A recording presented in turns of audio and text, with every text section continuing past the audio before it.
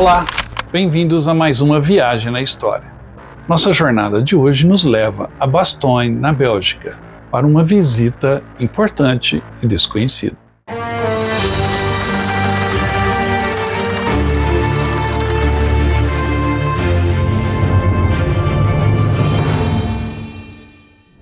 Bastogne virou, para os americanos e os aliados que ali lutaram, sinônimo de vitória. E a cidade ficou imortalizada na memória de quem ali lutou. Não é à toa que ela é um dos pontos mais visitados na Europa por norte-americanos. Mas alguns anos antes do inverno de 44-45, um outro visitante e um outro povo conquistou a cidade e desfilou orgulhosamente pelas ruas de Bastogne. Mas antes de falarmos sobre a visita de Hitler a Bastogne, não se esqueça que a cidade faz parte do nosso roteiro que fazemos todos os anos, começando lá na Normandia, passando pela Bélgica, pelas Ardenas, pela linha Maginot e visitando também Bastogne. Você pode fazer esse roteiro conosco. Todos os anos temos 2 grupos, em junho e em setembro. Vamos então visitar Bastogne. O nome Bastogne ainda ressoa nos Estados Unidos como um dos grandes feitos da história militar norte-americana. Bastogne é certamente uma das cidades mais conhecidas naquele país. Tudo isso porque a pequena cidade belga, com sua resistência, seu inverno rigoroso e seu resgate milagroso durante a Segunda Guerra Mundial, deixou sua marca na mente das pessoas. A pequena cidade no coração das Ardenas, palco central da chamada Batalha do Bulge, ainda é considerada nos Estados Unidos como símbolo da bravura, exatamente como Gettysburg ou o Forte Alamo. Bastogne pertence aos belgas, mas também aos americanos, que ali vêm prestar homenagem todos os anos aos feitos heróicos de seus soldados. A cidade já foi citada como exemplo por John Kennedy, George Bush ou Barack Obama. Bastogne tinha tudo para ser mais uma pequena, calma, tranquila e pacífica cidade belga. Mas a guerra transformou Bastogne em um lugar de memória e de muita história. Bastogne teve o azar de ficar na rota dos exércitos que invadiram a Bélgica, seja para conquistar ou seja para libertar. Por isso ela recebeu visitantes tão ilustres. Hoje nós vamos falar especificamente sobre a visita de Hitler à cidade em maio de 1940, um fato que muitos desconhecem. E tudo começou com a invasão no começo de maio de 40. Em 10 de maio de 1940, a Alemanha invadiu Luxemburgo, a Holanda e a Bélgica, sob o plano operacional Fall-Gelb, ou seja, Casa Amarela.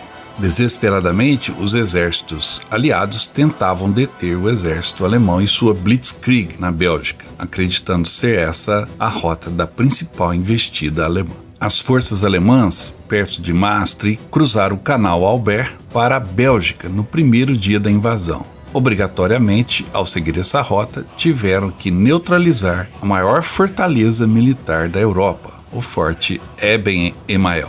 E a operação audaciosa de um ataque com paraquedistas, planadores e um punhado de Fallschirmjäger, paraquedistas alemãs, que audaciosamente tomaram a fortaleza, numa das ações mais impressionantes de toda a guerra. Para invadir a Bélgica era fundamental a conquista da maior fortificação da Europa, o Forte Eben-Emael, construído pelos belgas às margens do canal Albert, uma barreira considerada intransponível, mas que os alemães facilmente conquistaram. Essa é a fortaleza Eben-Emael, na Bélgica. Ela foi construída no século XX, nos anos 30. O objetivo dela era deter um possível ataque alemão que viria da Alemanha em direção aos Países Baixos. Foi usado o que de mais moderno existia na época para defesa, canhões de longo alcance, reforço de concreto, o que havia de mais moderno. Só que essa fortaleza foi tomada em uma ação audaciosa de paraquedistas no dia 10 de maio de 1940.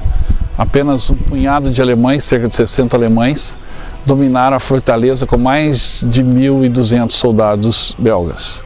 Esse feito ficou marcado na história militar como uma das mais audaciosas ações já realizadas até então e até hoje é estudado como um caso perfeito de um assalto surpresa por tropas aerotransportadas. Os alemães chegaram no meio da madrugada e logo após amanhecer, outros soldados de infantaria chegaram frente ao forte. E ao meio-dia de 11 de maio, a guarnição de mais de 1.500 homens havia se rendido e o caminho para Liege estava aberto. Os alemães esconderam os detalhes de sua operação tão bem que os aliados acreditaram que Eben-Emael caiu devido a algum ato de traição, e os fatos da captura do forte não seriam conhecidos até depois da guerra.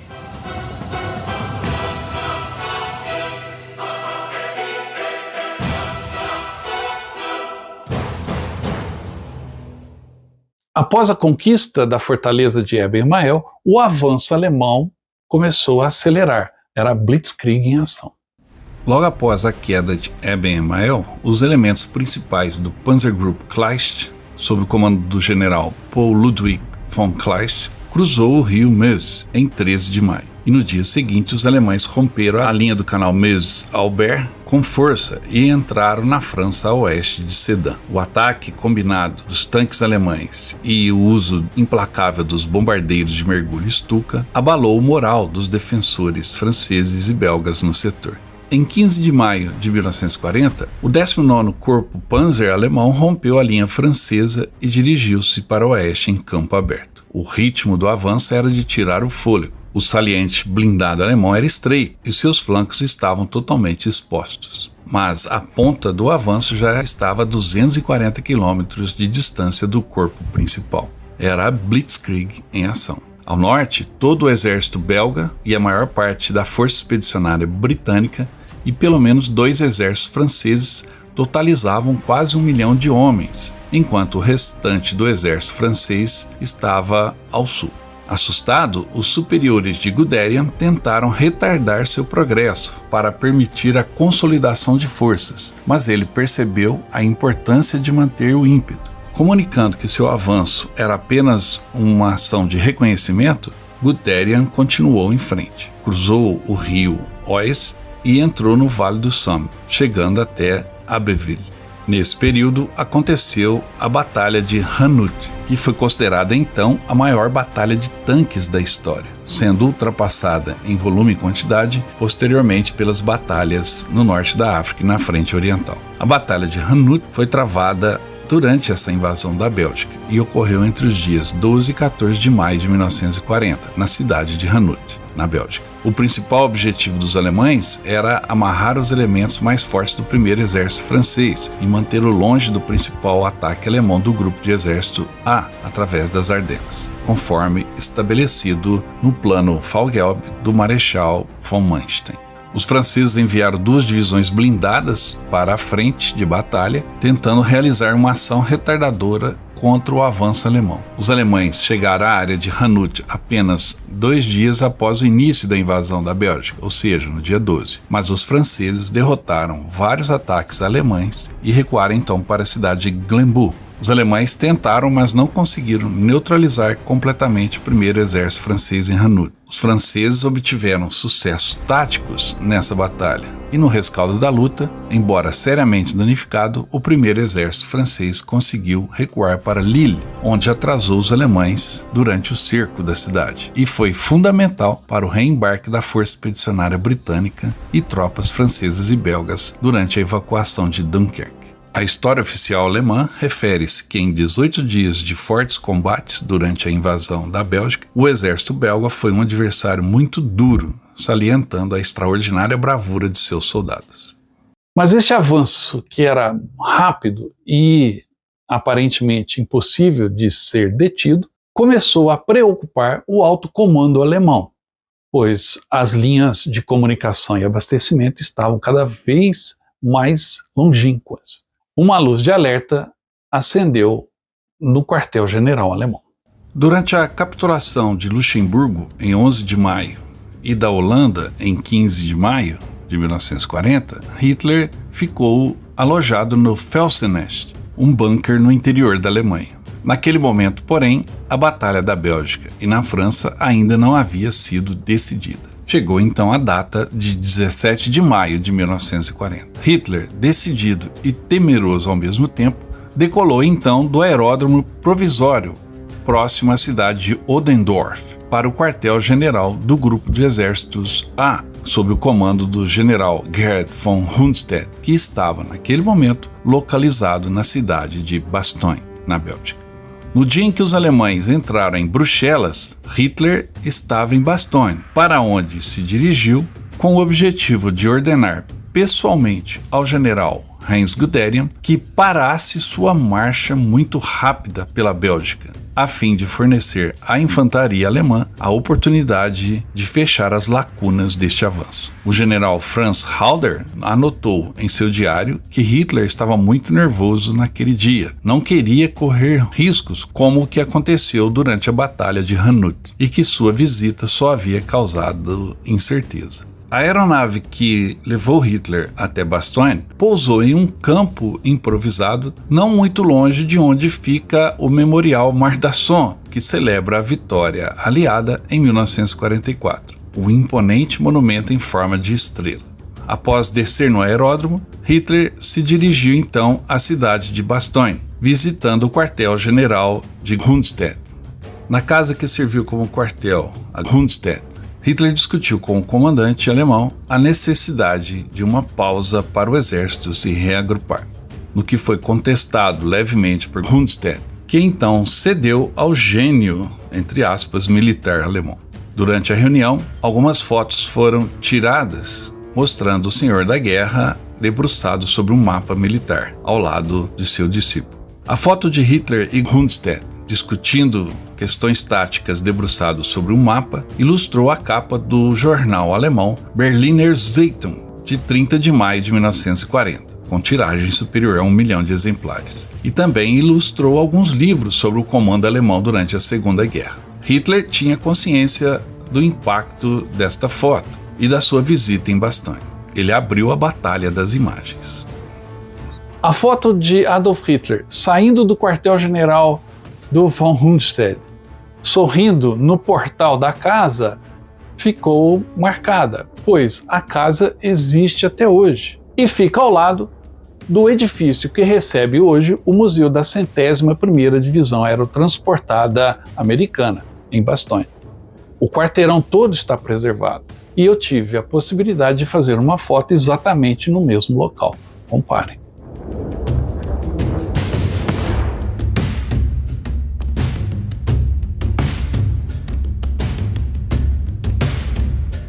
Satisfeito com o resultado da reunião e a aquiescência de seu líder militar, von Rundstedt, Hitler saiu do quartel-general bem mais feliz, como se observa nas fotos da visita. E ao regressar em direção ao aeródromo, atravessou a cidade sendo saudado por uma multidão de soldados alemães que ali estavam e também pela população belga. Foi o desfile triunfal de Hitler por Bastogne. Hitler voltou na mesma noite para o Felsenest e a sua atenção e de seus generais estavam focados agora na invasão da França.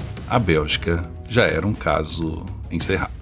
Ao visitarmos os campos de batalha da Europa, a Normandia sempre é um ponto alto que todo mundo tem interesse, mas a visita em Bastogne é também surpreendente. Primeiro que a cidade tem 3 grandes museus e está situada no coração das Ardenas. Então ali perto tem outras cidades como La Glaise, Montbédy, que são também imperdíveis de se visitar. Eu tenho aqui no canal alguns programas sobre Bastogne e também sobre essas cidades vizinhas. Eu vou deixar o link na descrição para que você possa assisti-los. E caso queira ir conosco, nós temos grupos para os próximos anos. Você pode garantir o seu lugar desde já. Eu não levo grupos muito grandes, grupos pequenos, e os lugares são limitados.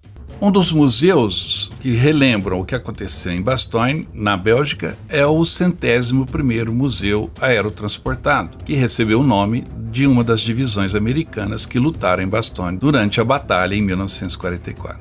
Além do conteúdo histórico do museu, o próprio edifício tem um valor histórico. Com efeito, em 1938, o edifício que hoje abriga o Museu da 101 foi utilizado como cantina para os oficiais do 2º Regimento dos Caçadores das Ardenas. uma tropa de elite alemã. Durante a ocupação da cidade, tornou-se o clube dos suboficiais alemães e também um braço da Cruz Vermelha. A rua onde fica o museu também tem alguns pontos interessantes. A foto de Hitler saindo da casa que foi o quartel de von Rundstedt ainda está de pé. Na verdade, todas as casas dessa rua específica em Bastogne existiam antes da Segunda Guerra Mundial e têm um valor altamente histórico. Caminhar por elas e outras ruas de Bastogne é caminhar pela história.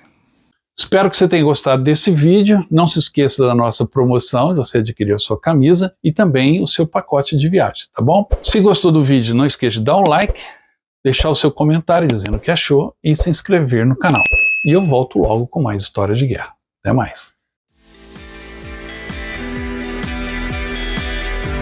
Viu só? Essa aí é a nova camisa da promoção do canal Viagem na História. E olha que belo modelo, com detalhe da nossa homenagem aos 80 anos do fim da Segunda Guerra, o dia da vitória. Essa é uma camisa única que você pode adquirir na nossa loja virtual.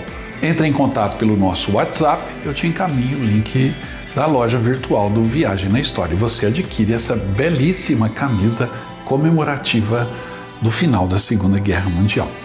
E tem mais, adquirindo a camisa, você vai ganhar um cupom que vai te dar um número para um sorteio pela Loteria Federal de um pacote de viagens do Viagem na História. Ou seja, você vai poder ir conosco para a Europa visitar os campos de batalha mais famosos da Europa, ok? Entre em contato, garanta a sua camisa e boa sorte!